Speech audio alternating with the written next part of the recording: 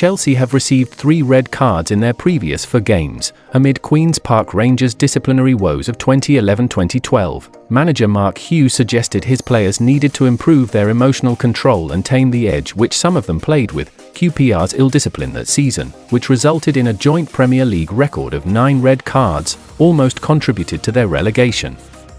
Enzo Maresca's Chelsea are suffering from a red card epidemic at the start of 2025-2026. The Blues have had dismissals in back-to-back Premier League games, and João Pedro's 2 bookings on Tuesday night mean they've been reduced to 10 players in 3 of their previous 4 outings. Is it merely bad luck, or can Chelsea's red card blitz be properly explained? Chelsea received just 1 red card during the entirety of last season's Premier League campaign, and that arrived in May, when Nicholas Jackson was sent off for elbowing Newcastle United's Sven Botman. Maresca, in a recent attempt to explain what is going on, suggested Jackson's 2 red cards last term were bad actions.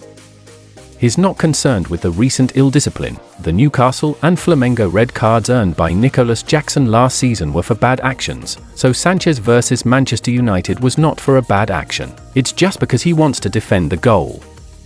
Chalobah versus Brighton is because he wants to defend the goal. For me personally, it's not any concern or issue, it's just a moment. Probably you need to take a different option and avoid it. Sometimes it's better to concede the goal or the chance because then it's 11 versus 11. Maresca, obsessed with his positional ideals, is not a coach who preaches aggression, and Chelsea's red card spate has little to do with the mentality instilled by the man on the touchline. João Pedro's 2 yellow cards were isolated incidents, but Sanchez and Chalobah were sent off for the denial of a goal-scoring opportunity after an opponent broke in behind.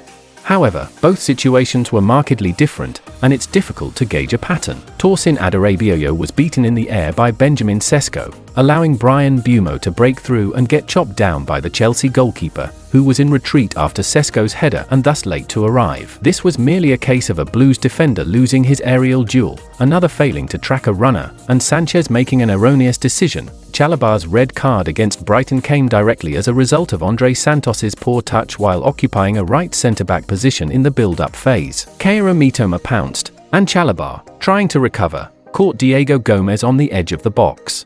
It's an individual mistake which leads to disaster, although some might question why Santos is receiving possession in that zone to begin with. Still, the incident doesn't contribute to any sort of pattern. The red card blitz does seem rather unfortunate, but that doesn't mean QPR and Sunderland's joint Premier League record isn't under threat.